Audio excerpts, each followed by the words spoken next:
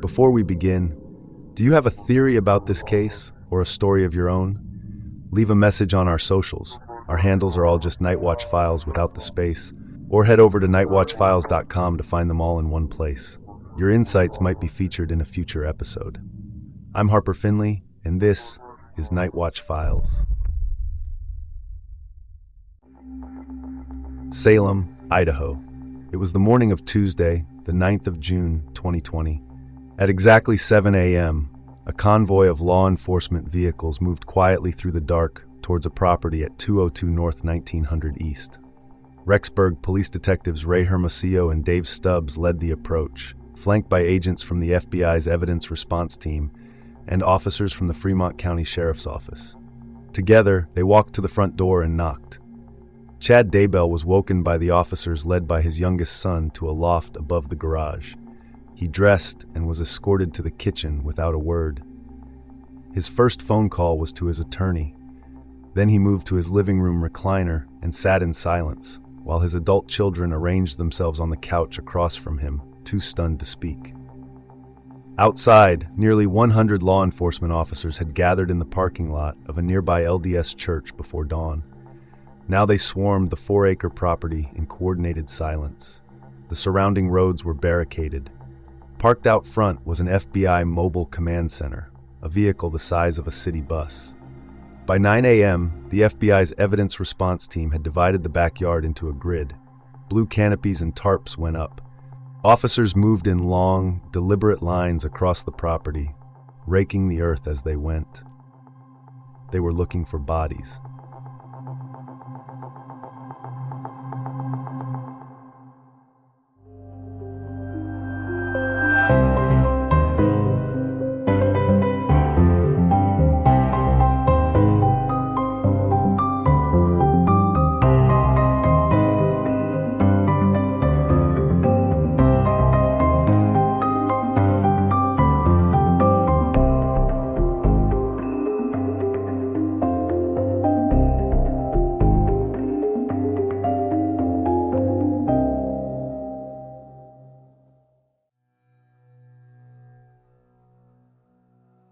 In early July 2019, Charles Vallow was growing increasingly desperate.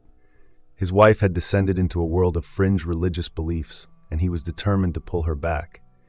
He reached out to her brother, Adam Cox, in Kansas, hoping to stage an intervention. The plan was for Charles to fly to Arizona on July 10th, where together they would record Lori's bizarre claims and present them to her LDS stake president. Evidence, they hoped, that would be enough to have her excommunicated from the church. Charles believed that if he could get her in front of church leaders, that might be the thing that would finally snap her out of whatever delusion she had fallen into. Adam Cox later recalled that Charles had gone to pick up JJ at 7:37 a.m. and that Charles texted him almost immediately. Alex's truck was parked out front of Lori's house. "That's really weird," Adam said to the CW Network documentary about the case. "Why would Alex be at Lori's house this early in the morning?" he added. At 8:22 a.m., a 911 call came in from the residence. "911, where is your emergency?" The voice on the other end of the line belonged to Alex Cox, Lori's brother. "I got in a fight with my brother-in-law," he said, "and I shot him." The dispatcher asked for the victim's name. "Charles Vallow," Alex replied. Then his voice shifting, "There's blood, he's not moving." The dispatcher asked if Alex wanted to begin CPR and offered to walk him through it. He agreed, although reluctantly. But when the dispatcher asked if Charles was showing any response, Alex's answer was flat. No, he's not responding at all. Charles Vallow was dead. Alex Cox had shot him twice in the chest. The story that Lori, Alex, and Lori's teenage daughter Tylee later gave to police painted a picture of chaos and self-defense. According to their account, an argument had broken out when Lori grabbed Charles's phone. Tylee had emerged from her room carrying a metal baseball bat, intending to defend her mother. Charles wrestled the bat away from her. Alex, they said, had no choice but to intervene. Police accepted the story. It was, on the surface at least, a tragedy. A domestic dispute turned fatal. Lori did not treat it that way. When she returned to the scene, she was wearing black yoga pants and flip-flops, and she was smiling. She joked with responding officers about making a bad impression on her new neighbors. Later, at the police station, Lori, Alex, and Tylee were shockingly unemotional throughout their interviews. Lori giggled. Before the day was out, she had already called Chad Daybell to share what she apparently considered good news. Charles was dead. That same afternoon, she threw a loud pool party at the house. When her adult son Colby arrived, she told him his stepfather had died of a heart attack. A lie he would only learn the truth of later from Alex. Her communications with Charles's biological sons, Cole and Zach, were equally cold. Lori sent them a brief text informing them their father had passed away, then refused to answer their frantic follow-up messages for days. 5 days after the shooting, on July 15th, Lori called the life insurance company to file a claim on Charles's $1 million policy, only to discover that Charles had changed the beneficiary in March, designating his sister Kay Woodcock to receive the payout. Lori was furious. On July 18th, she texted Chad that it was a spear through my heart and that Charles had left nothing for JJ. Chad offered his sympathy, but framed the setback in the language the two of them had come to rely on, suggesting it was probably another step in bringing down the Gadiantons, a reference to a secret, evil society from the Book of Mormon that Chad and Lori believed was arrayed against them. Lori forwarded Kay a photo of the beneficiary form, texting her, 5 kids and no money, and his sister gets everything. She consoled herself with the knowledge that she would still receive approximately $4,000 a month in Social Security survivor benefits. She was equally ruthless in erasing the other traces of her marriage. She called JJ's school and told them Charles had committed suicide, a fiction with no apparent purpose beyond cruelty. She listed JJ's service dog Bailey for sale at $2,500, telling the dog's trainer that Bailey had been Charles's thing and was too difficult to keep around. Meanwhile, Lori and Chad's relationship continued to deepen. On July 22nd, Chad texted her that he was watching The Other Side of Heaven too because the scenery reminded him of Kauai. When Lori said she hoped they would be there together soon, he replied simply, "That is the plan." 4 days later, on July 26th, Chad compared himself to Harry Potter living under the stairs, a man constrained waiting for a door to open. "I sense permanent freedom is coming," he wrote. And then on July 30th, Chad sent a text that offered a chilling window into how the two of them were thinking about the people still standing between them and that freedom. He told Lori he was returning to his original death percentages, a reference to the ratings he assigned to the people in his life, purportedly measuring the degree to which they were possessed by evil spirits or aligned with God. His wife Tammy's percentage, he noted, had fallen steadily since Hiplos left, and he found it encouraging. Hiplos was the name Lori used for Charles, a demonic entity she claimed had been inhabiting her husband's body in the belief system she and Chad had constructed together. In her mind, Charles Vallow had not been a man. He had been a vessel for darkness. Now that vessel was gone, and Chad was watching his wife's numbers improve. He claimed Tammy was now in limbo, possessed by a demonic entity of her own, one named Viola. In the weeks following Charles Vallow's murder, Lori wasted no time mapping out her future. She researched her Social Security survivor benefits and browsed Charles's Amazon account, searching for malachite wedding bands, beach wedding dresses, and men's white linen pants. She and Chad spoke daily, bonding over their shared frustration that their so-called telestial relatives, family members they believed were spiritually inferior, were the only things keeping them apart. When Lori briefly wavered in mid-August, texting Chad that she was just a distraction and couldn't keep getting in the way of his marriage to Tammy, Chad's response was swift and manipulative. He told her that her spiritual shields were down and that the angels are angry that you are ignoring me. Lori folded almost immediately, replying, "I love you," and following it shortly after with a photo of herself in a low-cut yellow swimsuit captioned, "Surprises are waiting." Their focus increasingly turned to the children. Lori and Chad had come to believe that JJ's spirit was darkening, and Lori texted her friend Zulema Pastinas that dark spirits were getting to me through JJ right now.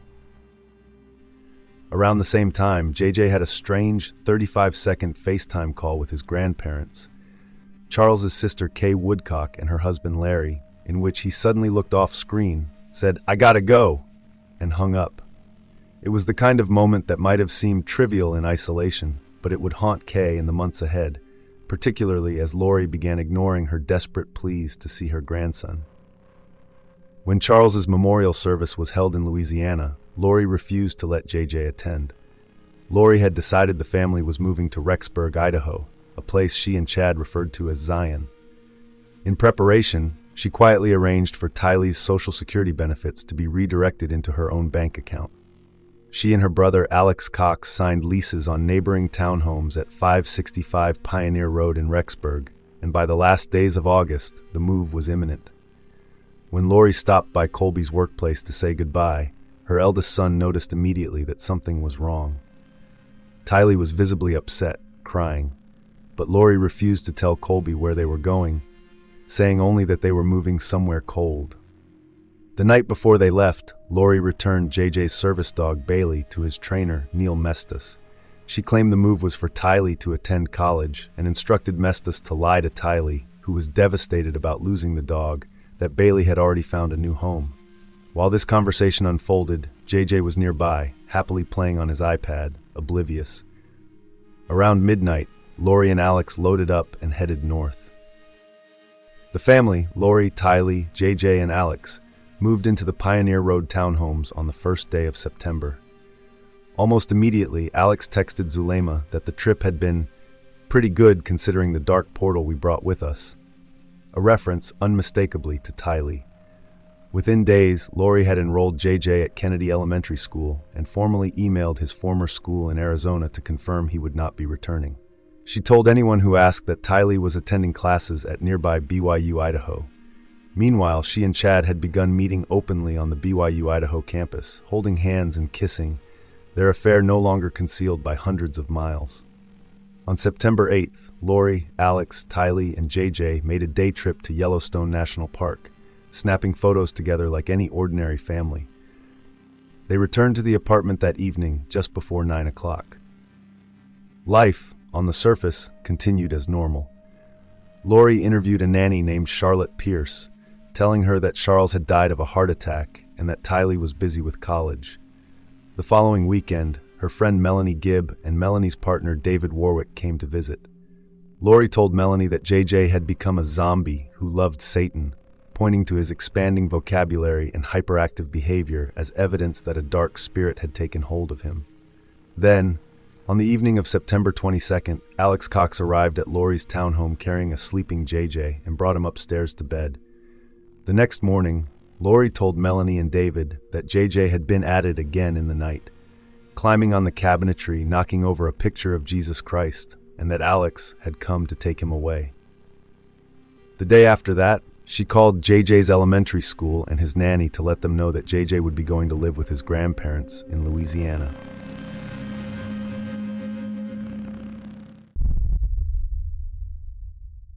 Quick break. Ads keep the show running, but if you want to skip them, the ad-free version's on Patreon for just $3 a month. Links in the show notes. And we're back. Thanks for sticking through that. Let's get back to it.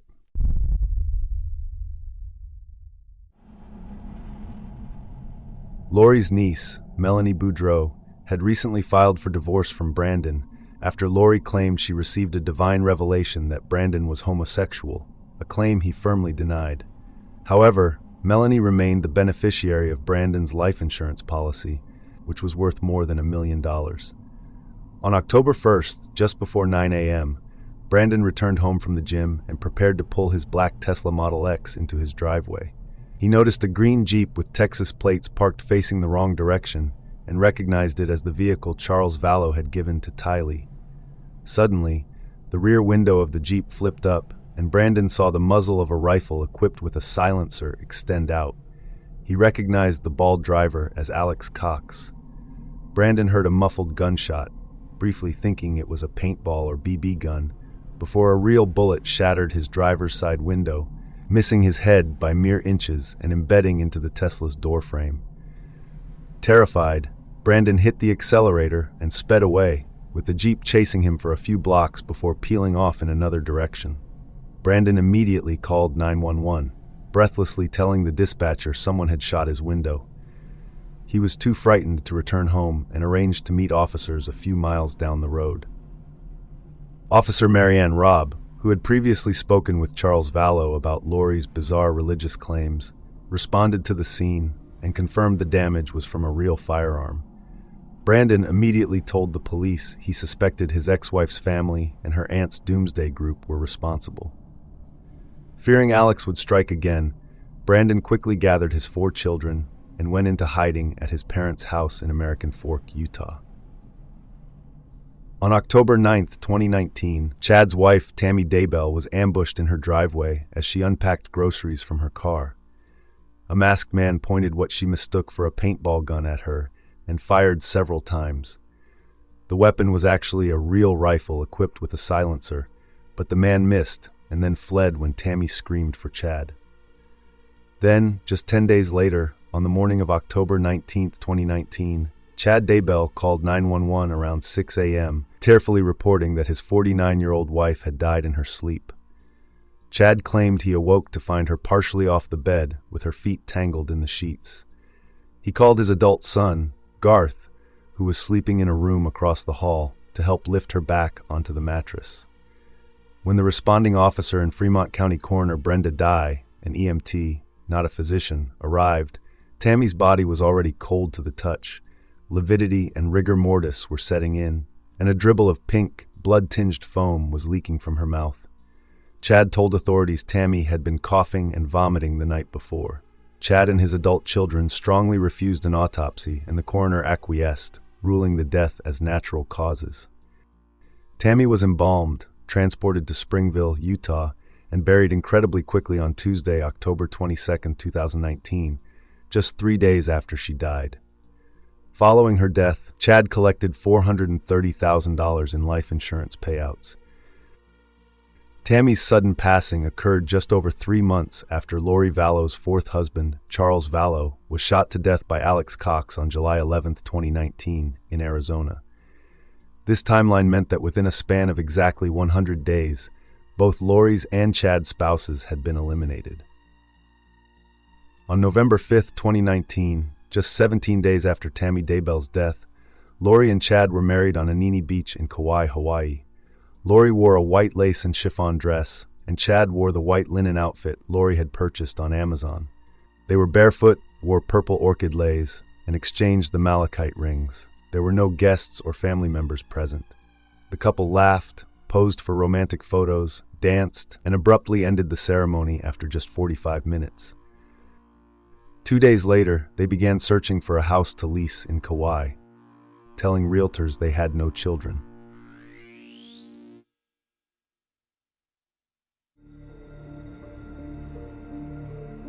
On the frigid morning of November 26th, detectives Ray Hermosillo and Dave Hope arrived at Lori's townhouse at 565 Pioneer Road.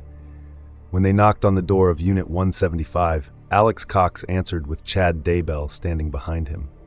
Alex lied to the detectives, claiming Lori was not home and that JJ was with Kay Woodcock in Louisiana.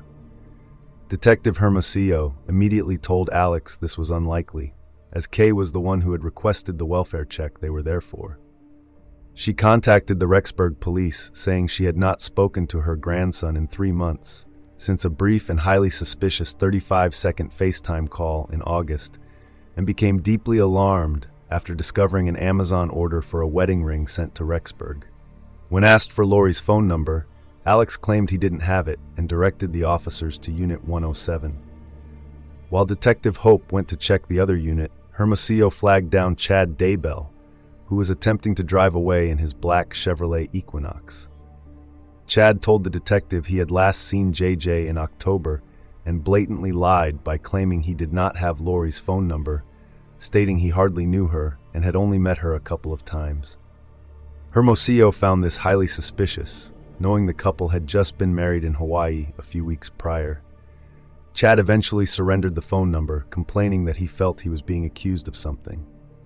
Later that morning, Detectives Dave Stubbs and Lieutenant Ron Ball returned to the townhouse, and this time, Lori Vallow answered the door, acting cheery and inviting them inside. Lori lied to the police, claiming JJ was in Arizona with her friend Melanie Gibb. She spun a complex tale of persecution, claiming she had to constantly move because her brother Adam was trying to kill her for life insurance money, and that Kay Woodcock was a paternal threat trying to kidnap JJ. Lori also pretended she barely knew Chad Daybell, describing him merely as an author and a friend of her brother. When asked to contact Melanie Gibb, Lori claimed Gibb was probably at the movies watching Frozen 2 with JJ. Immediately following the police visit, panic set in. Chad Daybell called Melanie Gibb, warning her that the police were asking about JJ and instructing her not to answer her phone. Lori then called Gibb, sounding upbeat, and asked her to tell the police she had JJ at the movies, even requesting that Gibb take a random picture of kids running around to make it look like JJ was there. When Gilbert Police Detective Ryan Pillar finally reached Melanie Gibb later that night, she followed the instructions and lied, falsely telling the officer that JJ had been with her, but had been returned to Lori. Realizing the police were asking too many unanswerable questions, Lori and Chad packed their bags and fled Rexburg in the middle of the night. The next morning, Rexburg police obtained search warrants from a Madison County judge for the townhouses belonging to Lori, Alex, and Lori's niece Melanie to search for any evidence of JJ or foul play. When Detective Hermosillo and other officers executed the warrant, they discovered that Chad and Lori had completely vanished. Inside Lori's townhouse, the police found food in the refrigerator and the beds made, but the closets and dresser drawers were empty, and most of her clothes were gone. Disturbingly, they found a half-empty bottle of JJ's prescription risperidone pills dated January 2019, as well as his toys, but absolutely no sign of the child. The police also executed a search warrant on Lori's nearby storage unit, where they discovered JJ's and Tylee's personal belongings, including their bikes, a scooter, clothing, photo albums, and handmade quilts featuring pictures of the children. After fleeing Idaho, Chad and Lori spent Thanksgiving in Southern California, visiting Knott's Berry Farm and taking Chad's adult children to theme parks. Following the brief vacation, Chad and Lori flew out of Los Angeles to Kauai, Hawaii, on American Airlines on December 1, 2019, leaving the chaos and the police investigation behind them. Upon arriving in Hawaii, Chad Daybell opened a bank account at the First Hawaiian Bank and transferred more than $150,000 from Tammy Daybell's life insurance payout into it, ensuring the newlyweds had plenty of money to fund their luxurious island lifestyle.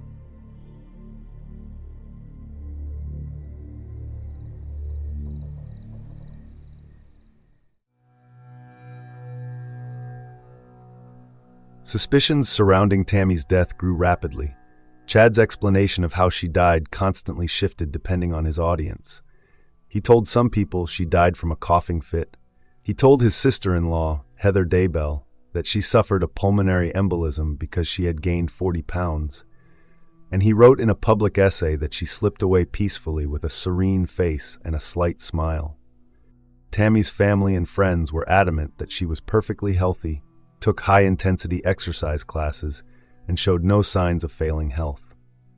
When Chad and Lori fled to Hawaii amid a massive police search for Lori's missing children, law enforcement and friends realized Tammy's death was likely connected. On December 11, 2019, authorities exhumed Tammy's body from the Utah cemetery to conduct a proper autopsy. Utah medical examiner Dr. Eric Christensen concluded that Tammy Daybell did not die of natural causes. Her death was a homicide caused by asphyxiation. The autopsy revealed bruises on her arms and chest that occurred near the time of death, which were consistent with being restrained. The medical examiner concluded that someone had pinned Tammy to the bed and smothered her, likely holding a pillow over her face. The pink foam observed by first responders was a key indicator of asphyxiation, and toxicology reports showed only her normal antidepressant in her system. While only Chad, Tammy, and their son Garth were known to be inside the house that night, cell phone GPS data provided a chilling clue. On the night Tammy died, Alex Cox's phone was tracked to the parking lot of an LDS church just 2.6 miles from the Daybell home. The phone remained stationary there from 10:07 p.m. to 11:46 p.m., with a massive gap in text communications between Chad, Lori, and Alex during the exact window of the murder. Investigators strongly suspect Alex left his phone in his car and walked to Chad's house to either assist Chad in subduing Tammy or to commit the murder himself while Chad was present. Alex Cox had abruptly moved out of Rexburg, Idaho in early December and relocated to Gilbert, Arizona, to live with his new wife, Zulema Pastenis. The pressure from law enforcement was mounting. Police had already questioned him about J.J. Vallo's whereabouts, and Melanie Gibb had warned him she was going to the police.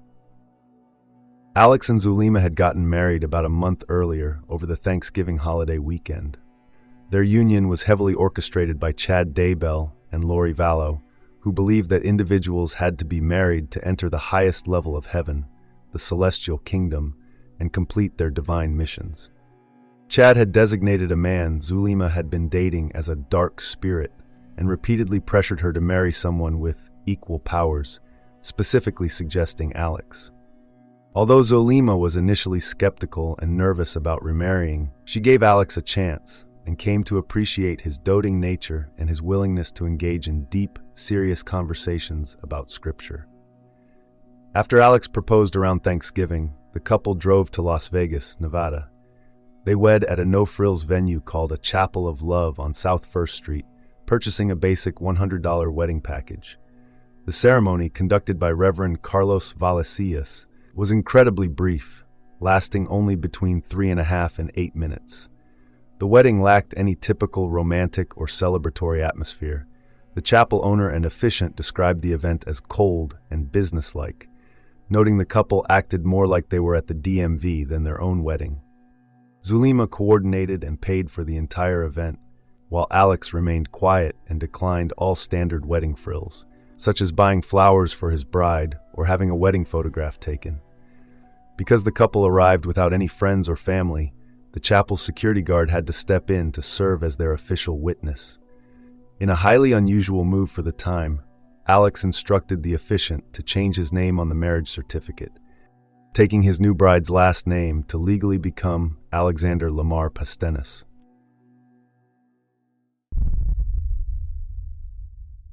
Quick break. Ads keep the show running, but if you want to skip them, the ad-free version's on Patreon for just $3 a month. Links in the show notes. And we're back. Thanks for sticking through that. Let's get back to it.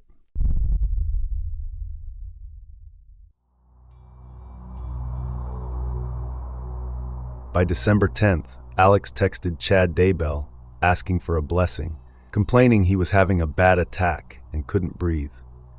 The next day, Alex texted Chad again to say he was winded every time he stood up, had a resting pulse of 100, and stated, "I feel like the poison from the spear in the heart has done some residual damage."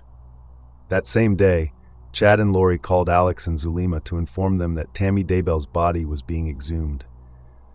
When Zulema confronted Alex about Tammy's death, he denied involvement, but admitted his fear that Lori and Chad might make him their fall guy. On the morning of December 12th, Zulema went to work, leaving Alex alone with her 25-year-old son, Joseph. Alex canceled plans to meet his niece Melanie, complaining of shortness of breath. Shortly after 1 p.m., Alex called a friend asking for a blessing over the phone. Alarmed by Alex's condition, the friend called Zulema and urged her to go home immediately.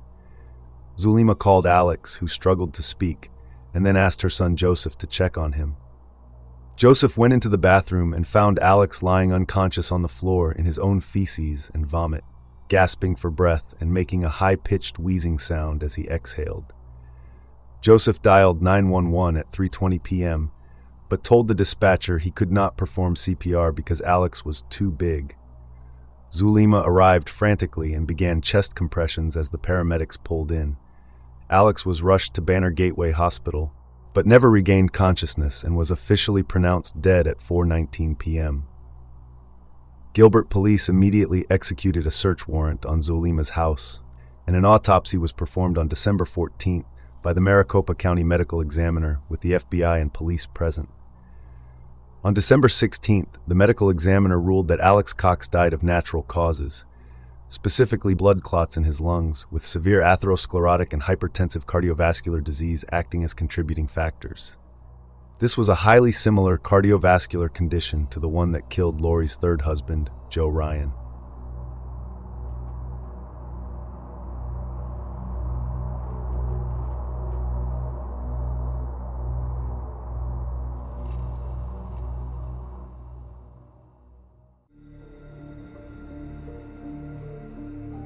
On December 20th, 2019, the Rexburg Police Department and the FBI officially went public with the search for 7-year-old J.J. Vallow and 17-year-old Tylee Ryan. They issued a dramatic, 2-page press release headlined Missing Endangered Children, which immediately propelled the case to national front-page news.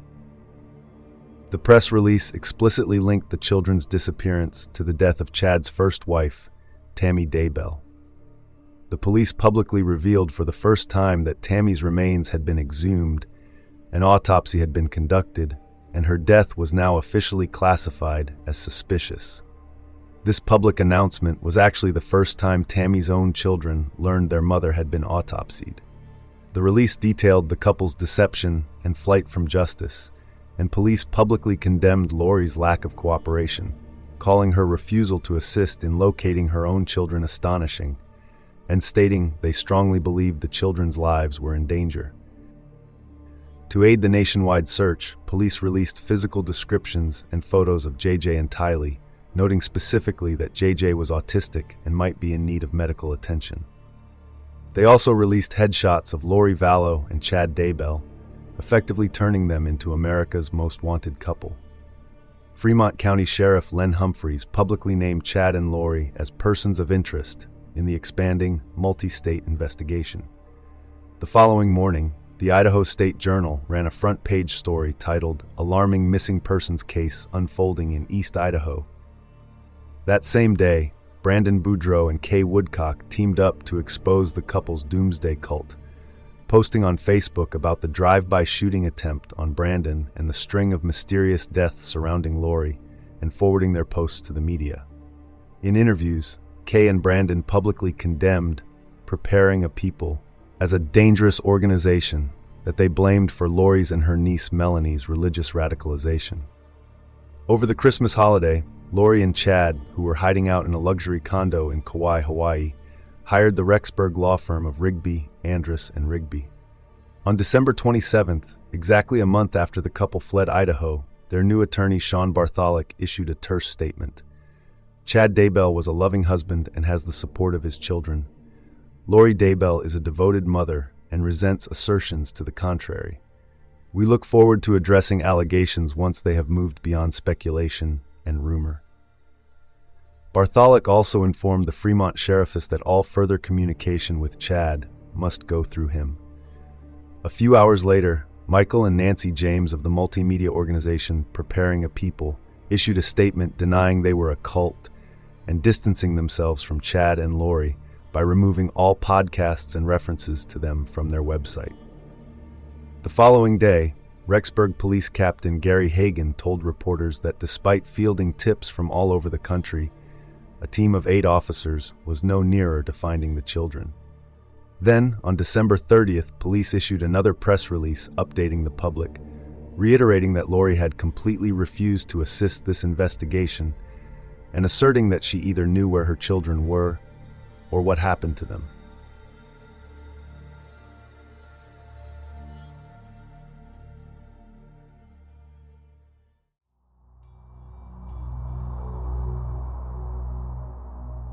On Friday, January 3, 2020, special agents from the FBI's Evidence Response Team, ERT, assisted by Rexburg Police and the Fremont Sheriff's Office, raided Chad Daybell's Salem property while his sons Seth and Garth waited outside. The officers spent the entire day executing a search warrant for probable cause.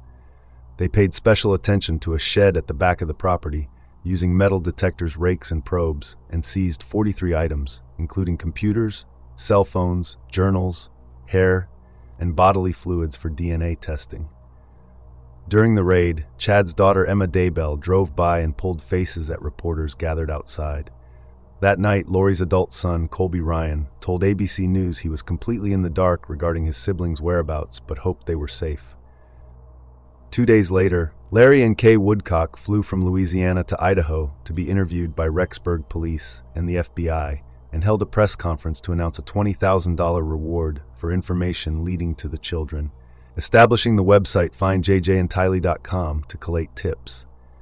Larry tearfully pleaded with the public for help, noting they hoped and prayed the kids were alive and refused to use the D word. Chad's younger brother, Matt Daybell, and his wife, Heather, issued a joint statement pleading for Chad to cooperate with the investigation. Matt revealed he had not seen Chad since Tammy's memorial and had previously texted him to express shock and dismay over his quick marriage to Lori, calling Tammy's death suspicious. On January 16th, the state of Idaho filed a child protection action in Madison County, ordering Lori Vallow to physically produce JJ and Tylee to the Rexburg Police Department or the Department of Health and Welfare within 5 days. However, the couple had to be located before the order could be served. While hiding in Hawaii throughout January, Lori and Chad carefully monitored the escalating media coverage. They officially had Lori's Mormon church membership records transferred to Kauai to join the local congregation and regularly attended the local temple. They told ward leaders that they were simply victims of bad press protecting JJ and Tylee from evil forces and apologized for the reporters trailing in their wake. Detectives soon discovered that Lori and Chad had purchased plane tickets to Kauai, and by utilizing cell phone tracking data, authorities zeroed in on their luxury rental condo on Queen Emma's Drive in Princeville. The cell phone data led investigators to a luxury gated complex called Villas on the Prince in Princeville, Hawaii. Authorities discovered that during the first week of December, Lori and Chad had signed a $4,000 a month long-term lease for a condo located at 4141 Queen Emma's Drive. Ironically, this property was situated directly across the road from where Lori and her late husband, Charles Vallow, had once lived. 8 days after the protection order was filed in Idaho, Rexburg police detectives Ron Ball and Ray Hermosillo flew out to Kauai to assist local authorities in serving it. Working in conjunction with the FBI and the Kauai Police Department, the detectives set up and began conducting surveillance on Chad and Lori's luxury condo. On Saturday, January 25th, Kauai detectives officially served Chad and Lori with the Idaho Child Protection Order, legally starting the 5-day clock for Lori to physically produce Tylee and JJ in Rexburg. The following afternoon, Lori and Chad were driving their rented black Ford Explorer on Kuio Highway toward the Kauai Beach Resort when police pulled them over. Lori was handed 2 search warrants for their vehicle and their rented condo. While Lori was escorted into the back of a police car, a visibly nervous Chad sat in a separate police SUV. He mournfully stared at Lori, placed his hand on the window, and mouthed, "I love you." During the search of the vehicle and the condo, police found JJ and Tylee's birth certificates, Tylee's bank card, JJ's school registration, and 2 iPads, one with JJ's initials and another logged into his Apple account.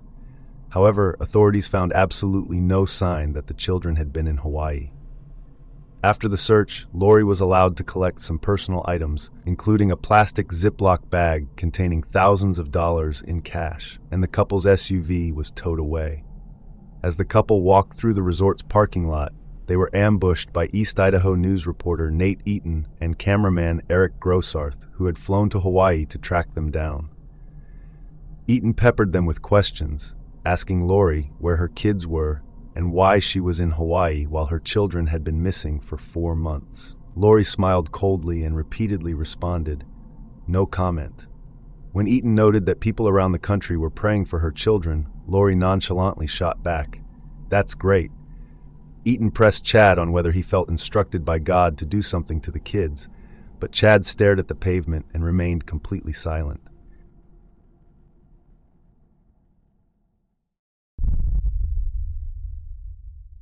Quick break. Ads keep the show running, but if you want to skip them, the ad-free version's on Patreon for just $3 a month. Links in the show notes. And we're back. Thanks for sticking through that. Let's get back to it.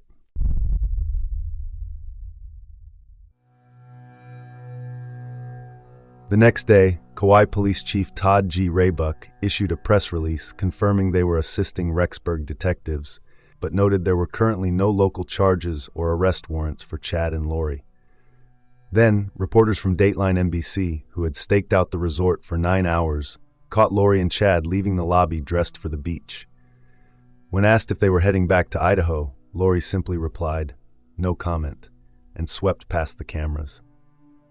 At 5 p.m. on January 30th, the court-ordered deadline for Lori to produce JJ and Tylee expired. Lori did not return to snowbound Rexburg. Instead, she stayed in sunny Kauai, hired 2 local attorneys, and officially found herself in contempt of the Madison County Court. That same day, Kay and Larry Woodcock filed for emergency guardianship of JJ, calling Lori neglectful and stating they believed the boy was in danger. Kay Woodcock held an emotional press conference, publicly calling her former sister-in-law a monster and a black widow. Looking directly into the cameras, Kay pleaded, "Lori, show me the kids, show me the kids, show me the kids." Later that night, Chad and Lori spent nearly an hour on the phone with Christopher M. Parrott, the founder of the fringe Mormon prepper website Another Voice of Warning. Chad and Lori fed Parrott their side of the story, prompting Parrott to publish a staunch defense of the couple on his website. Parrott claimed his friends were completely innocent, told his followers they would soon have crow to eat, and blamed the entire ordeal on a nasty, ugly custody case, driven by Kay Woodcock. On February 10th, Chad broke his silence by posting a brief statement on the AVOW website, writing, "Lori and I have been absolutely silent for 3 months. I am constrained by my lawyers from saying more until the legal mess is complete, but be assured I will be back." Around that time, Dateline NBC aired a 2-hour primetime special on the case titled, "Where Are the Children?", elevating the couple's notoriety and dubbing Lori Mommy Doomsday. The evasion finally ended on Thursday, February 20th, 2020, and at 2:20 p.m., Kauai police arrested Lori Vallow at her rented villas on the Prince condo. Rexburg detectives Ron Ball and Ray Hermosillo were present to observe the arrest. Lori was charged with 2 felony counts of desertion of a child, along with misdemeanor charges for resisting and obstructing an officer, solicitation of a crime for asking her friend Melanie Gibb to lie to the police, and contempt of court. She was booked into the Kauai Police Department holding facility, and her bail was set at a staggering $5 million, pending her extradition back to Idaho to face the charges. On Friday, February 21st, 2020, Lori Vallow appeared in front of Judge Kathleen Watanabe for her arraignment in Kauai. Wearing a black dress, Lori stood next to her attorney, Daniel Hempe, while Chad Daybell sat nervously in the front row of the public gallery wearing a white shirt and purple tie. Hempe asked the judge to lower Lori's $5 million bail to $10,000, but Judge Watanabe maintained the $5 million bail, and Lori was transported to the Kauai Police Detention Facility to wait for her extradition hearing. The next day, Kauai prosecutor Justin Kohler held a press conference explaining the extradition process, and Police Chief Todd Raybuck confirmed that because Chad Daybell faced no criminal charges, he was free to move about as he wished. While Lori remained in jail, Chad visited her as often as he could. During their 1-hour visits, they read scriptures, and Chad calmly reassured her that earthquakes, war, and chaos would soon herald the end of the world on July 22, 2020. Meanwhile, behind the scenes on February 24, 2020, an Arizona grand jury indicted Lori on charges of conspiring to murder Brandon Boudreaux, though this indictment remained sealed until after her Idaho trial years later. In Idaho, on February 25th, Madison County prosecutor Rob Wood filed a 14-page probable cause affidavit compiled by Detective Ron Ball, detailing Lori's deception regarding JJ's whereabouts. Idaho Governor Brad Little publicly stated he hoped to expedite the extradition. On February 26th, Lori returned to the Kauai courtroom in handcuffs, wearing a bright orange prison jumpsuit and sandals that displayed bright green painted toenails.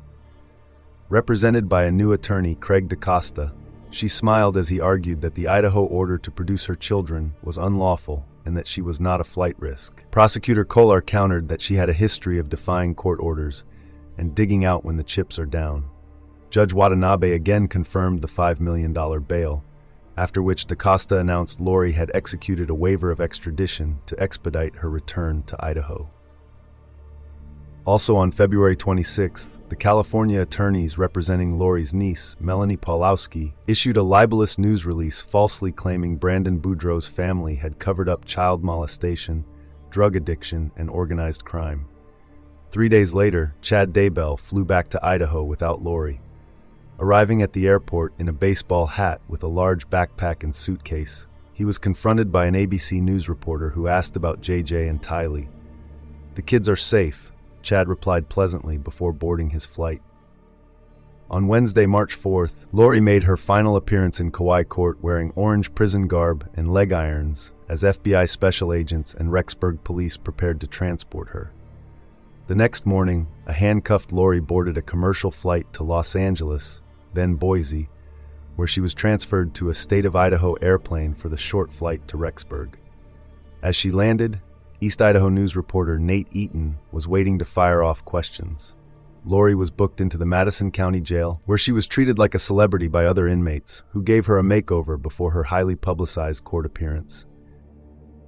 At 2 p.m. on Friday, March 6th, Lori was arraigned in Madison County Magistrate Court. Hundreds of people gathered outside wearing "Where Are the Kids" shirts and carrying placards. Inside, JJ's grandparents, Larry and Kay Woodcock, sat in the third row wearing leis, visibly nervous, alongside Lori's son, Colby Ryan, and his wife, Kelsey. The courtroom gasped as Chad Daybell walked in wearing a dark suit.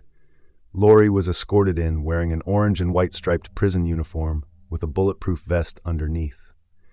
Thanks to her fellow inmates, she sported bright red lipstick made from Jolly Rancher candies and eyebrow liner drawn with pencils. Lori sat with her 3 newly hired attorneys, Edwina Elcox, Mark Means, and Brian Webb. When Magistrate Judge Farron Eddins asked how she preferred to be addressed, Lori smiled, glanced at Chad, and her attorney responded, "Mrs. Daybell, please."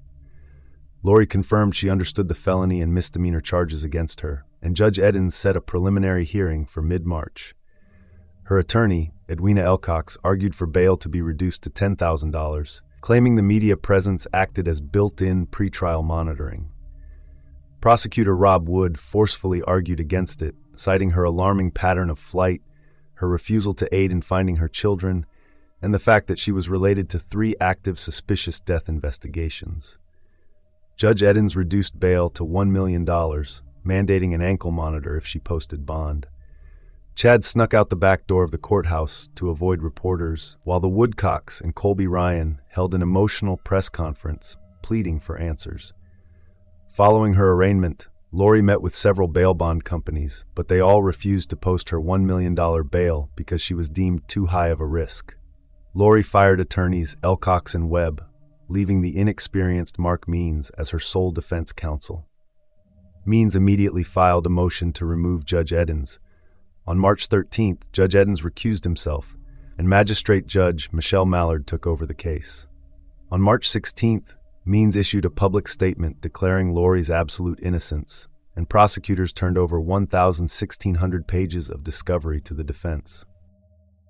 In mid-March, the COVID-19 pandemic swept across Idaho, drastically altering court and jail procedures. Hearings were moved to Zoom. The Madison County Jail prohibited in-person contact. Mark Means had to meet Lori through a glass partition and communicate via a monitored telephone system. Means filed motions complaining this was unlawful and later accused the jail of illegally recording his confidential calls with Lori. The jail admitted 2 calls were accidentally recorded but immediately deleted. Meanwhile, investigations in Arizona were heating up. On March 24th, Chandler Police Detective Nathan Moffett emailed a reporter confirming they were getting closer to getting Lori indicted for her involvement in Charles Vallow's death. On April 1st, Chandler Police officially sent their case to the Maricopa County Attorney's Office, recommending Lori be charged with conspiracy to commit first-degree murder. Additionally, on March 25th, Melanie Pawlowski's attorneys issued a second flagrantly untruthful press release about Brandon Boudreaux. In response, Brandon sued them for defamation. In April, a headstone was finally placed over Tammy Daybell's grave in Springville, Utah. Also in April, the Idaho Attorney General's office officially took over the investigation into Chad and Lori for conspiracy and murder regarding Tammy Daybell's death, after the Fremont County prosecutor admitted she lacked the resources for such a complex case. Throughout the spring, massive billboards featuring JJ and Tylee's faces were erected along major Idaho highways. On Friday, May 1, 2020, Lori appeared via Zoom for a bail reduction hearing in front of Judge Mallard. Wearing a pink and white striped jail suit, pink sandals, and a light blue mask, Lori sat beside Mark Means, who wore a camouflage bandana over his face. Means argued that Lori was unemployed, not wealthy, and severely hampered by the jail's COVID-19 restrictions, again asking for bail to be lowered to $10,000. Prosecutor Rob Wood argued this was a diversionary tactic. Judge Mallard refused to lower the bond. In early May, Lori's mother, Janice Cox, and sister, Summer Shiflett, gave an exclusive TV interview to CBS 5 and later appeared on 48 Hours, vehemently defending Lori. They claimed the media falsely portrayed her as a monster and insisted she was a sweet, loving mother. Janice suggested Lori might be hiding the kids in a bunker for their safety, and Summer stated as a fact that Lori did not conspire to kill Charles Vallow. Janice laughed at the allegations that her son Alex Cox was a hitman.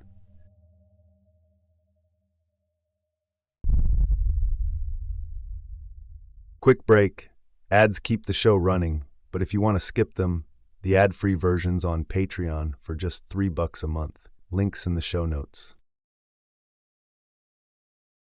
And we're back. Thanks for sticking through that. Let's get back to it.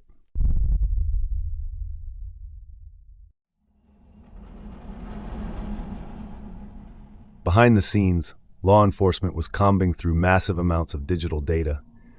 A major breakthrough occurred on June 1, 2020, when the FBI forwarded a text message exchange from Tammy Daybell's phone to Rexburg Police Detective Ron Ball. The text, sent by Chad Daybell on September 9, 2019, the day after Tylee was last seen, claimed he had an interesting morning. Shooting a big raccoon and burning limb debris in the fire pit before burying the animal in the pet cemetery. Detective Ball was immediately suspicious, knowing raccoons are nocturnal, and paired this information with FBI cellular data showing Alex Cox had spent over 2 hours on Chad's property that exact morning.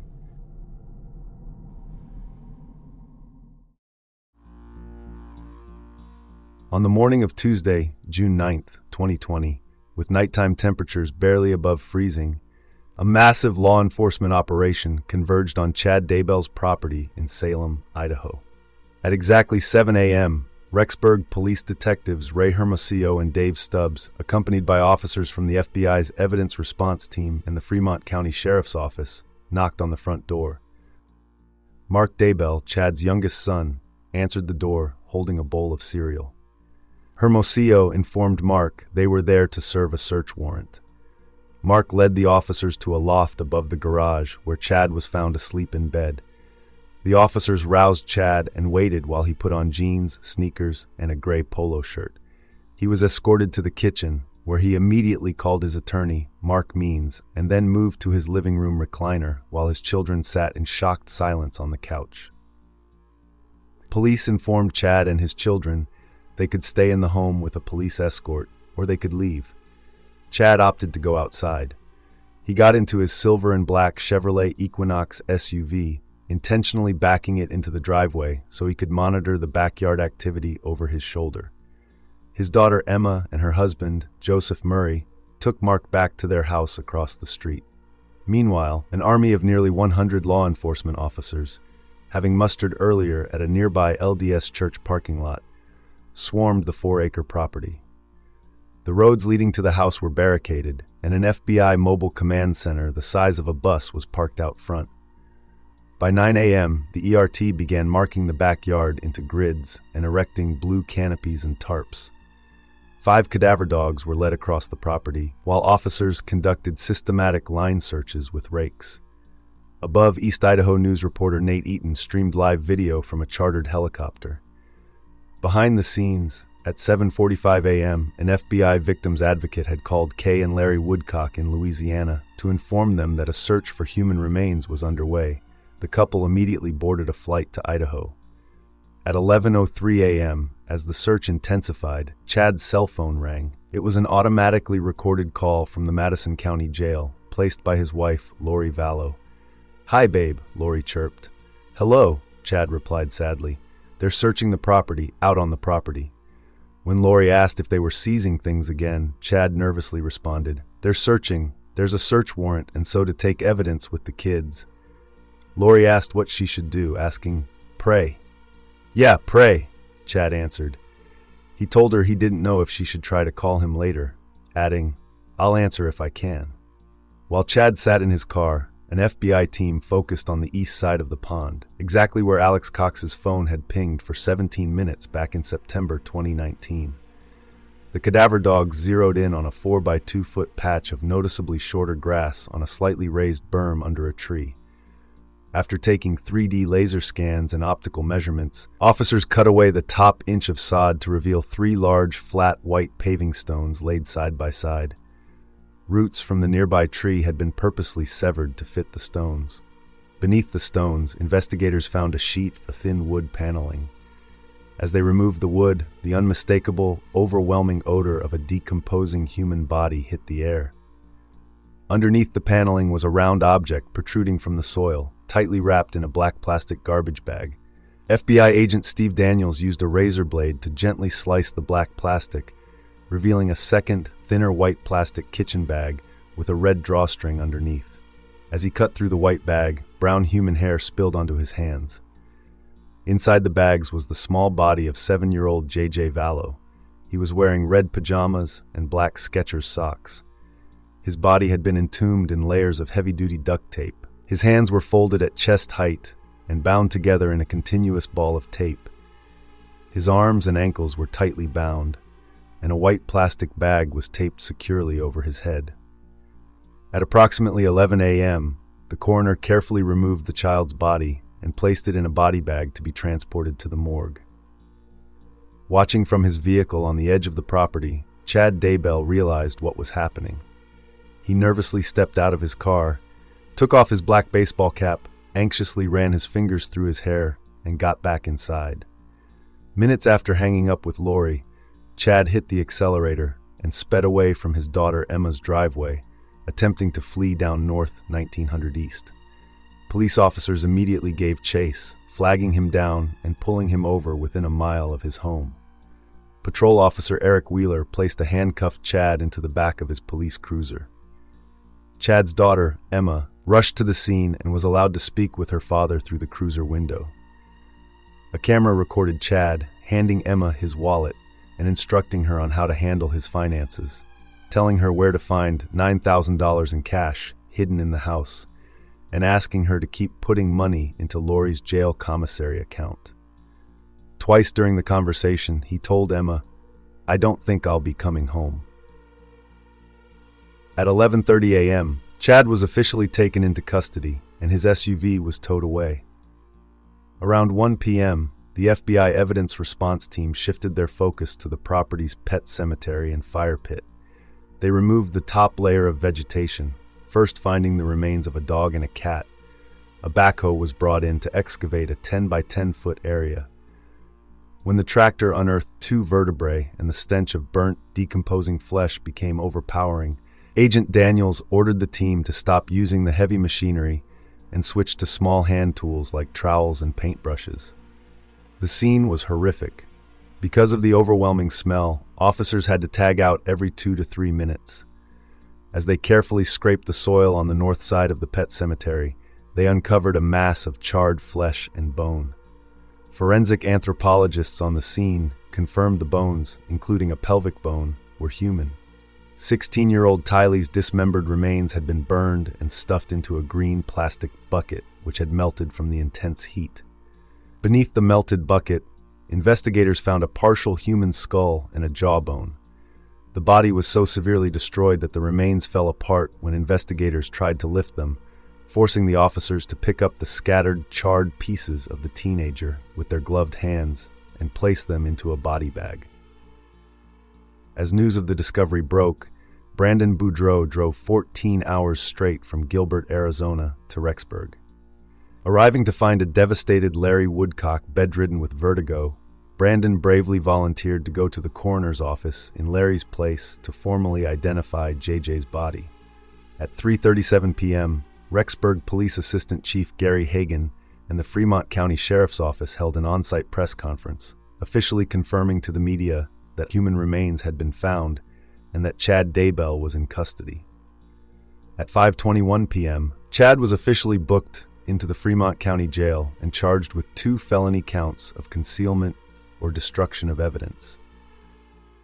Later that night, authorities held another press conference to outline the day's tragic events and announced Chad's initial court hearing for the following morning. As the sun set over the rural Idaho property, police secured the site. Along the fence line bordering the Daybell home, heartbroken neighbors and community members began building an impromptu memorial. They covered the wire fence with blue and purple ribbons, the children's favorite colors, photographs, balloons, flowers, stuffed animals, candles, and signs demanding justice.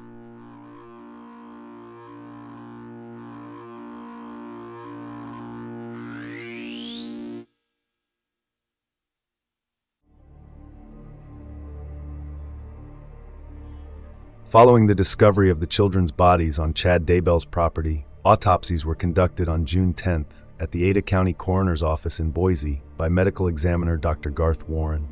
Detectives Ron Ball and Ray Hermosillo observed the procedures. Because Tylee Ryan's body was so severely damaged by the fire, Deputy Coroner and orthodontist Dr. Glenn Smith had to match her jawbone with a dental X-ray to officially identify her. At 11 a.m. that morning, Chad Daybell made his initial court appearance via Zoom from the Fremont County Jail before Magistrate Judge Farron Edens.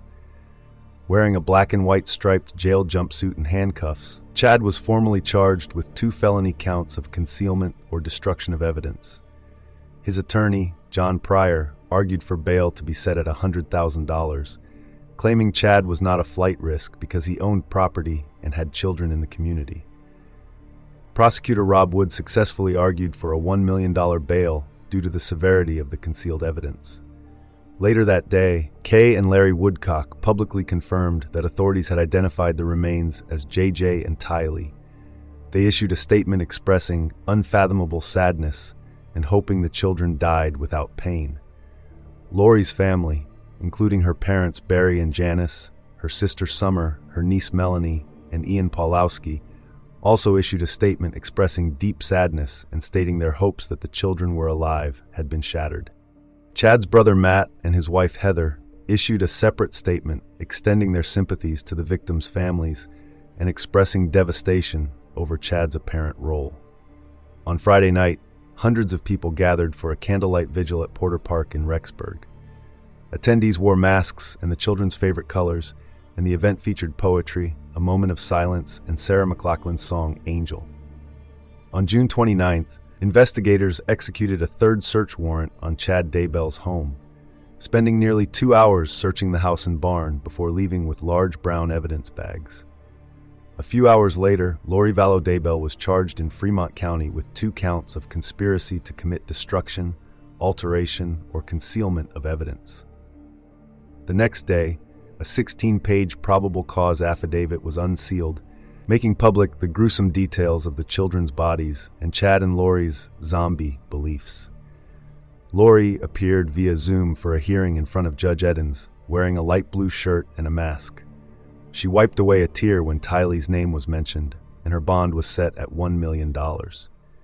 Chad Daybell appeared in a remote hearing to face 2 new additional charges of conspiracy to commit destruction, alteration, or concealment of evidence. He showed no emotion, and his bond remained at $1 million. Madison County dismissed the 2 felony counts of desertion and non-support of children against Lori, though she still faced misdemeanor charges for obstructing officers and soliciting Melanie Gibb to lie to the police. Lori's attorney, Mark Means, entered not guilty pleas for these misdemeanors on July 14th. On July 17th, Judge Michelle Mallard refused to lower Lori's $1 million bail and scheduled a trial for January 2021. Christopher Parrott, the founder of the Fringe Avow, another voice of warning website and Chad's staunchest online defender, publicly apologized for his misplaced trust. He announced he was eating crow and had spent 3 hours providing information to the FBI and local police to aid their investigation.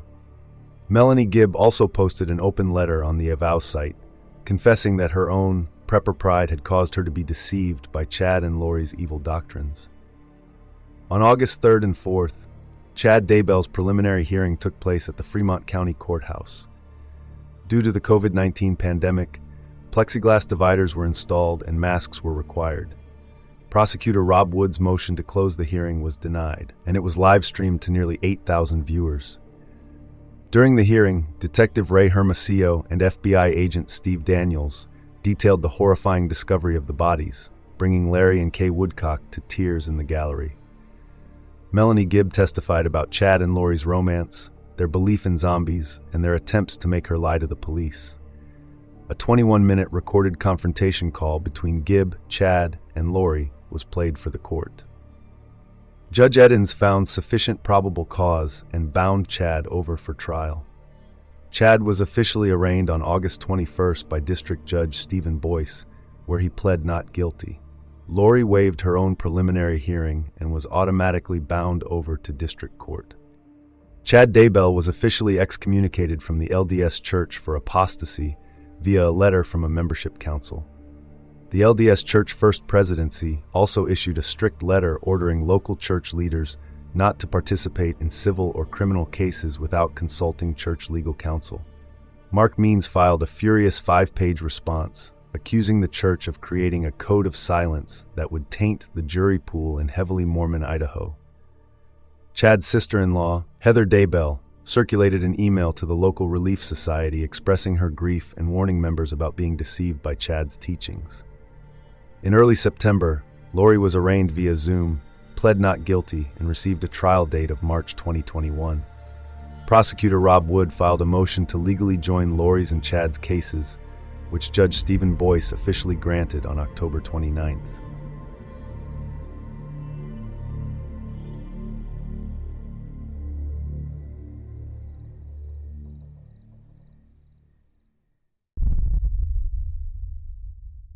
Quick break.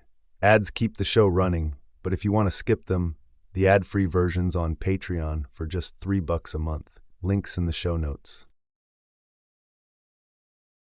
And we're back. Thanks for sticking through that. Let's get back to it.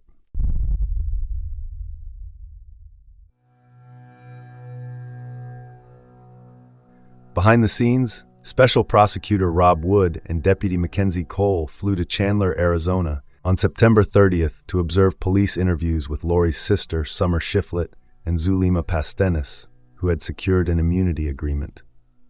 Before the interview, Summer's attorney, Garrett Smith, secretly recorded a conversation with Wood. On the tape, Wood openly revealed his strategy, confirming the state would soon file conspiracy to commit murder charges against both Chad and Lori. Wood also called Chad highly manipulative and explicitly stated that Lori's attorney, Mark Means, didn't know what he was doing. When the defense obtained this recording, both Means and Pryor filed motions to have Wood thrown off the case for procedural misconduct. In early January 2021, Judge Boyce held a 2-day Zoom hearing regarding the defense's attempt to disqualify Rob Wood. Judge Boyce ruled that Wood could remain on the case, but reprimanded the prosecutor for his lack of professionalism and civility in criticizing Mark Means. On May 25, 2021, which would have been J.J. Vallow's 9th birthday, Special Prosecutor Rob Wood and Fremont County Prosecutor Lindsay Blake announced that a grand jury had indicted Lori and Chad Daybell for the first-degree murders of J.J., Tylee, and Tammy. They were also charged with conspiracy to commit first-degree murder. Lori was additionally indicted for grand theft, for continuing to collect her children's Social Security benefits after their deaths, and Chad was indicted for insurance fraud related to Tammy's life insurance policies. Prosecutors announced the couple faced life in prison without parole or the death penalty. Chad and Lori appeared at separate Zoom hearings. Lori appeared with her hair dyed dark brown and wearing a large mask covering most of her face. Mark Means asked for a continuance due to exigent circumstances, halting her arraignment. The next day, it was revealed that a court-ordered clinical psychologist had found Lori mentally unfit to stand trial, recommending she undergo restorative psychiatric treatment. On June 4th, the prosecution dropped its objections to the competency evaluation, and Lori was transferred to a state mental facility in Blackfoot, Idaho, staying her criminal case. Chad Daybell was arraigned on June 9th and pled not guilty to the murder charges. On June 23rd, Judge Boyce scheduled Chad's murder trial for November 2021, prompting John Pryor to file a change of venue motion to move the trial out of Fremont County. Finally, on June 24, 2021, almost exactly 2 years after Charles Vallow's death, a Maricopa County grand jury in Arizona officially indicted Lori Vallow on one count of conspiracy to commit the first-degree murder of Charles Vallow. Arizona prosecutors decided not to charge Chad Daybell, citing no reasonable likelihood of conviction. Larry and Kay Woodcock publicly celebrated the Arizona indictment, expressing their joy that Lori would face justice for Charles's death. On August 6, 2021, the prosecution filed a notice of intent to seek the death penalty against Chad Daybell, who subsequently waived his right to a speedy trial. In September, Chad's 5 adult children gave an exclusive interview to CBS's 48 Hours, steadfastly defending their father. They claimed he had been framed for the murders and that he wouldn't be foolish enough to bury the children in shallow graves in his own backyard. His daughter Emma Murray stated, "None of this would have happened if Lori Vallow had never come into my family's life." His son Garth insisted their mother had been in failing health, claiming he had been in his bedroom the night she died, heard a thump, and found his father pacing and frantically calling for help. In late 2021, police in Gilbert, Arizona, filed a statement of probable cause with the district attorney's office, revealing proof of a conspiracy to murder Brandon Boudreaux. Melanie Boudreaux's new husband, Ian Paulowski, had previously recorded her admitting she knew of the plot, and he turned those recordings over to authorities. In December 2021, the court officially disqualified Lori's inexperienced defense attorney, Mark Means, due to conflict issues. Means had previously filed motions accusing the LDS Church of creating a code of silence that would taint the jury pool. After his removal, Means closed his Idaho office and resigned from the Idaho Bar Association. By 2022, Lori was solely represented by death penalty certified public defenders Jim Archibald and John Thomas. On February 24, 2022, a Maricopa County, Arizona grand jury indicted Lori on charges of conspiring to murder Brandon Boudreaux. This indictment was sealed and kept completely secret until after her trial in Idaho. In April 2022, after 10 months of treatment at an Idaho state mental facility, Lori was declared mentally competent to stand trial. Her trial date was initially scheduled for January 2023. In August 2022, Lori's defense attorneys filed a motion asking the court to ban cameras in the courtroom, arguing that microphones were picking up their private counsel table conversations and that cameras focused too long on Lori's face. Judge Stephen Boyce agreed, officially banning still and video cameras from all pretrial hearings and the trial itself. In September 2022, Netflix released the documentary series Sins of Our Mother, which told the story from the perspective of Lori's surviving son, Colby Ryan. In late October 2022, Lori's defense team once again questioned her competency to stand trial. Judge Boyce stayed the proceedings for reevaluation, pulling the January 2023 trial date off the calendar. A rapid evaluation was conducted, and on November 9, 2022, the judge found her competent to continue. That same month, the prosecution notified the defense of a massive forensic breakthrough. The Idaho Crime Lab had found a rootless human hair stuck in the heavy-duty duct tape used to wrap J.J. Vallow's body. They sent the hair to Bode Technology, which used proprietary technology to generate a DNA profile that positively matched Lori Vallow. In January 2023, During a closed and sealed proceeding, Chad Daybell's privately retained attorney, John Pryor, asked the court to declare Chad indigent. Pryor noted Chad's assets were gone and asked the court for state funds to hire a death penalty qualified public defender to assist him, which Judge Boyce approved. In March 2023, the trials of Chad and Lori were formally severed. Because Lori refused to waive her right to a speedy trial, her trial had to begin in April 2023. Chad required more time to review discovery, so the judge separated their cases and dismissed the death penalty for Lori due to last-minute discovery violations. Lori's highly anticipated trial began on April 3, 2023, at the Ada County Courthouse in Boise, Idaho. Due to the camera ban, attendees had to secure seats via a daily online lottery, while overflow crowds watched a closed-circuit broadcast in the courthouse basement. Prosecutor Lindsay Blake delivered the opening statement, declaring that Lori Vallow used money, power, and sex to get what she wanted. Over the next 5 weeks, the jury heard emotional testimony from Kay Woodcock, Brandon Boudreaux, and Colby Ryan. Detective Ray Hermosillo and FBI agent Steve Daniels detailed the horrifying discovery of the children's bodies in Chad Daybell's backyard.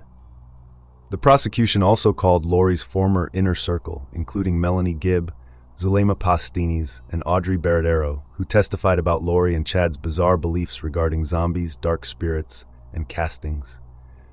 Medical examiners confirmed JJ was asphyxiated with a plastic bag and duct tape, Tylee was dismembered and burned, and Tammy Daybell was asphyxiated in her bed. The defense rested without calling a single witness. In closing arguments, defense attorney Jim Archibald shifted the blame squarely onto Chad Daybell, portraying Lori as a woman who was enthralled and manipulated by a bizarre cult leader. On May 12, 2023, after deliberating for just 7 hours, the jury returned a verdict. Lori Vallow Daybell was found guilty of first-degree murder and conspiracy to commit murder for Tylee Ryan and J.J. Vallow, guilty of conspiracy to murder Tammy Daybell, and guilty of grand theft. On July 31, 2023, Judge Boyce sentenced Lori to 3 consecutive life sentences without the possibility of parole. During the hearing, Lori delivered a shocking and delusional allocution.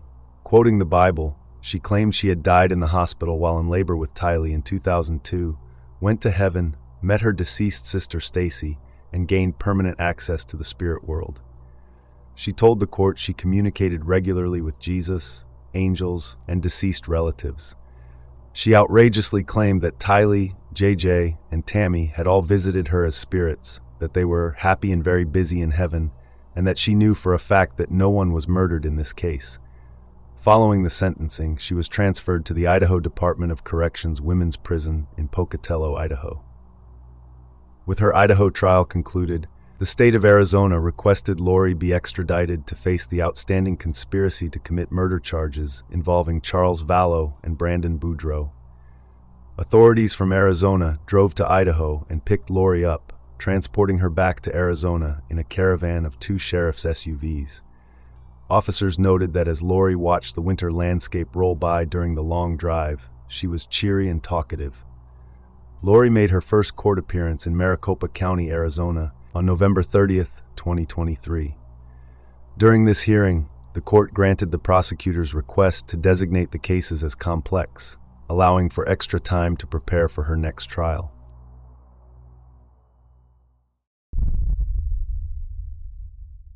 Quick break. Ads keep the show running, but if you want to skip them, the ad-free version's on Patreon for just $3 a month. Links in the show notes. And we're back. Thanks for sticking through that. Let's get back to it.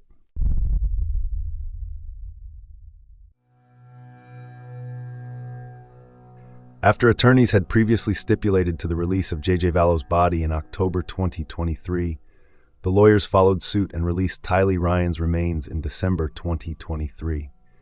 For several years, their bodies had remained in limbo, held in storage as evidence while the attorneys could not agree on their release. On April 1, 2024, Chad Daybell's trial commenced at the Ada County Courthouse in Boise, Idaho. Unlike Lori's trial, Chad faced the death penalty, and his attorney, John Pryor, executed a vigorous defense. Prior to the trial, Pryor had attempted to withdraw from the case because Chad's funds were exhausted and Pryor was not getting paid, but Judge Stephen Boyce denied the request. As a result, Pryor handled the complex death penalty case without co-counsel, while Chad appeared to help keep track of trial exhibits. The court utilized its own system to livestream the proceedings, which generated public complaints about poor image and sound quality. By the third week of the trial, the court did away with its cumbersome registration system for attendees, admitting trial watchers on a first-come, first-served basis. During the trial, the jury heard testimony from numerous witnesses, including Detective, now Lieutenant Ray Hermosillo, Melanie Gibb, David Warwick, Colby Ryan, Zulema Pastenis, Melanie and Ian Pawlowski, Emma and Joe Murray, Garth Daybell, Brandon Boudreau, Chad's mother Sheila, and his sister-in-law Heather. During a weekend break from Chad's trial on April 26, 2024, hundreds of people gathered in person, with thousands watching via livestream, for a memorial in Idaho Falls to honor Tylee and JJ. Large photographs of each child, encircled with fresh spring flowers, flanked the podium. JJ's grandfather, Larry Woodcock, spoke, and Lori's cousin, Megan Connor, sang several songs. Lori's brother, Adam Cox, and Uncle Rex Connor were also in attendance. After 8 weeks of testimony, both the prosecution and defense rested. Closing arguments were scheduled for Wednesday, May 29, 2024. In his closing argument, John Pryor shifted the blame entirely to Lori Vallow. He portrayed Chad as a naive man who was enthralled by Lori, calling her the bomb that went off in Chad's life.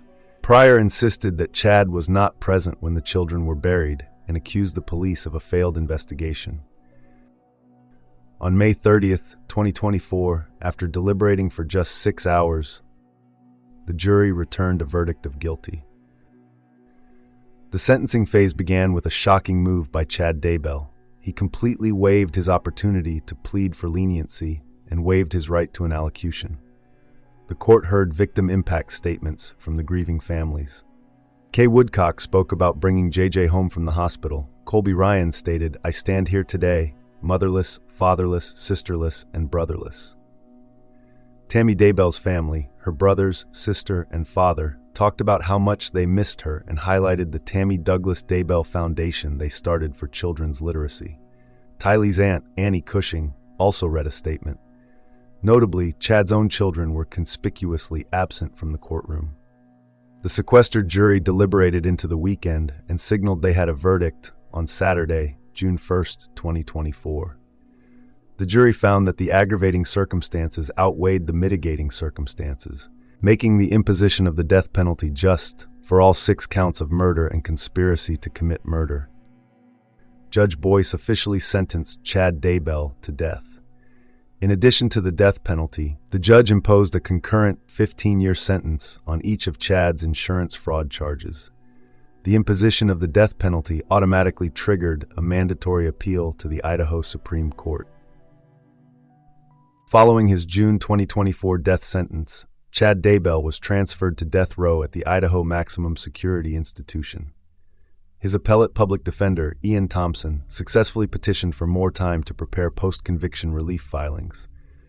On August 28, 2024, Judge Stephen Boyce granted the extension, citing the extraordinary circumstances of navigating 16,800 pages of trial transcripts and 12,700 gigabytes of evidence. That same month, Chad's trial attorney, John Pryor, transferred ownership of Chad's Salem, Idaho property to a local nonprofit, S.J. Healing Crossroads, for $350,000. To prevent the property from becoming a macabre tourist attraction, volunteer excavation crews completely demolished the home and outbuildings on September 20, 2024. Crews also uprooted the tree near where J.J. Vallow's body was discovered. Rexburg Police Lieutenant Ray Hermosillo attended the demolition, reflecting that the site felt significantly more peaceful than it had during the horrific 2020 excavation. Meanwhile, in Arizona, Lori Vallow Daybell demanded to represent herself pro se against her impending murder conspiracy charges.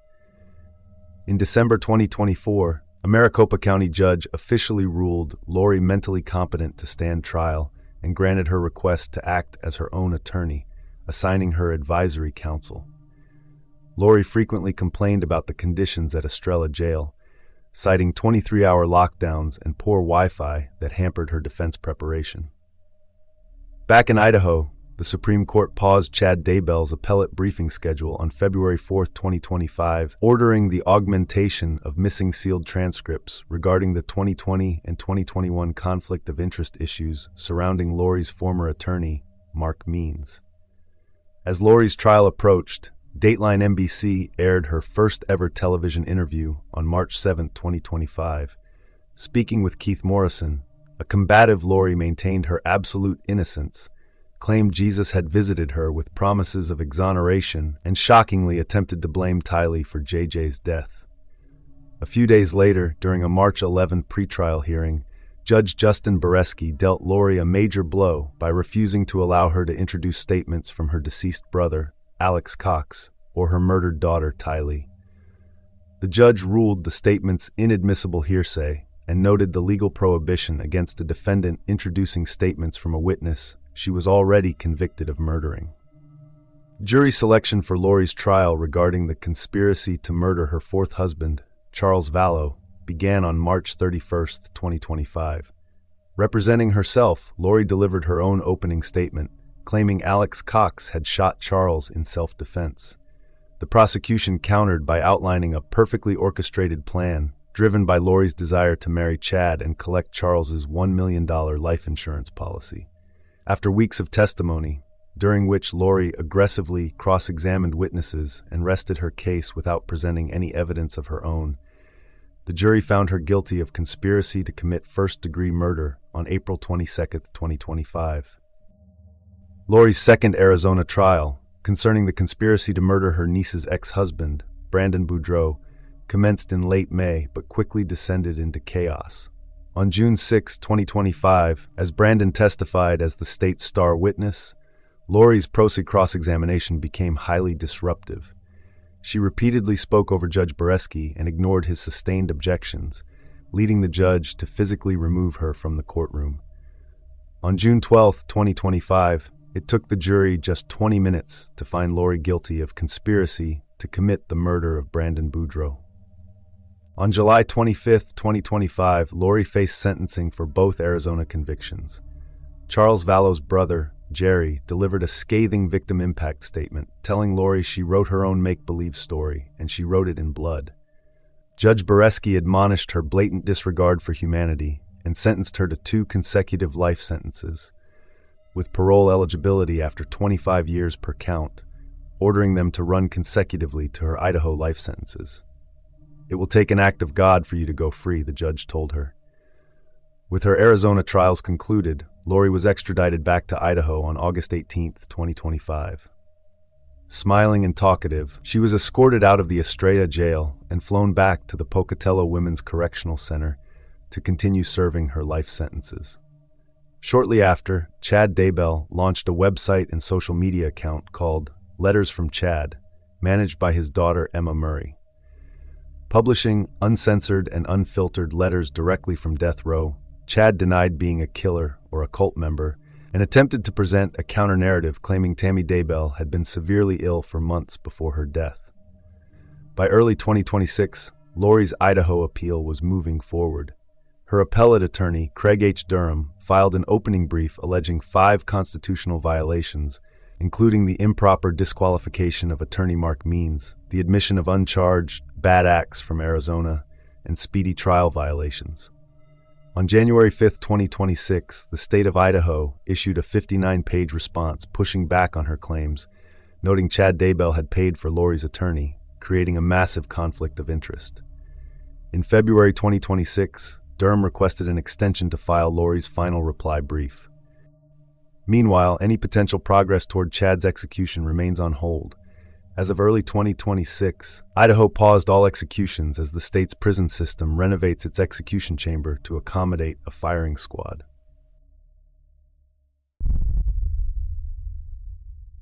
Quick break. Ads keep the show running, but if you want to skip them, the ad-free version's on Patreon for just $3 a month. Links in the show notes. And we're back. Thanks for sticking through that. Let's get back to it.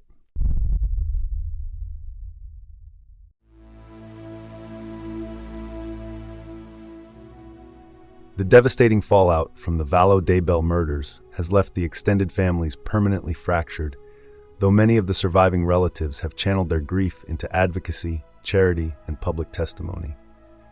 Colby Ryan, Lori Vallow Daybell's only surviving child, continues to grapple with the profound loss of his entire family. During his mother's July 2025 sentencing in Arizona, Colby addressed the court remotely, stating he had to fight to stay alive after the pain of losing his stepfather and siblings. He challenged his mother's claims of religious devotion, explicitly calling her part of a murderous cult and referring to her as the actual family tragedy. By late 2025, Colby found a new public voice as an advocate, appearing on national television to discuss the disappearance of 9-year-old Melody Buzzard. He drew scary parallels between the uncooperative behavior of that missing child's mother and his own mother's past actions, emphasizing the critical importance of swift law enforcement cooperation. Meanwhile, J.J. Vallow's grandparents, Kay and Larry Woodcock, remained steadfast in their pursuit of justice and accountability. Kay delivered a scathing victim impact statement at Lori's Arizona sentencing, yelling, "I trusted you," at the defendant, and reading a heartbreaking letter written from JJ's perspective. In March 2026, an Arizona judge finalized a restitution order requiring Lori to pay Kay Woodcock $11,747.99 for travel, lodging, and counseling expenses related to the case. Outside the courtroom, the Woodcocks have forged a close friendship with Chad Daybell's former neighbors in Rexburg, who once hosted an extensive memorial for the murdered children along their fence line. Melanie and her new husband, Ian Paulowski, have largely distanced themselves from Chad and Lori since the couple's arrests, welcoming a baby boy to their family in 2020. Tammy Daybell's extended family continues to honor her memory through charitable work. Her father, brothers, and sister, Samantha Gwilliam, gave victim impact statements at Chad Daybell's June 2024 death penalty sentencing, emphasizing how much they missed her. To celebrate Tammy's love for reading and her pet ducks, the family established the Tammy Douglas Daybell Foundation to support children's literacy, utilizing a logo of a duck wearing glasses. Tylee Ryan's aunt, Annie Cushing, has also channeled her grief into action. In addition to delivering a victim impact statement at Chad's sentencing, Cushing utilized her master's degree in data science to launch a comprehensive, interactive app in 2025. The app features an exhaustive timeline of the case and a custom dictionary defining the unique zombie and light-dark lexicon utilized by the Doomsday group, preserving the data for future psychological and legal research. The Daybell and Cox families remain deeply divided over the convictions. Chad Daybell's 5 adult children, including Emma Murray and Garth Daybell, who both testified for the defense at his trial, were conspicuously absent from his June 24 sentencing. Despite their father's conviction, they appear to still support him. Emma currently manages the Letters from Chad website and X account, confirming to the media that she posts his uncensored writings directly from death row. Chad's brother Matt, his sister-in-law Heather, and his mother Sheila all testified for the prosecution, and Matt and Heather issued public statements expressing relief when the Idaho trials finally concluded. The Cox family experienced a similar schism. Lori's brother Adam Cox, who tried to stage an intervention before Charles Vallow's murder and later testified for the prosecution in Arizona, was shunned by his parents, Barry and Janice Cox, who initially defended Lori's actions. Adam's son, Zach Cox, noted that the entire family was destroyed and split up over the ordeal. Janice Cox, who initially went on television to insist Lori was a loving mother who would never hurt her children, eventually admitted in a documentary that she had been completely wrong to defend her daughter.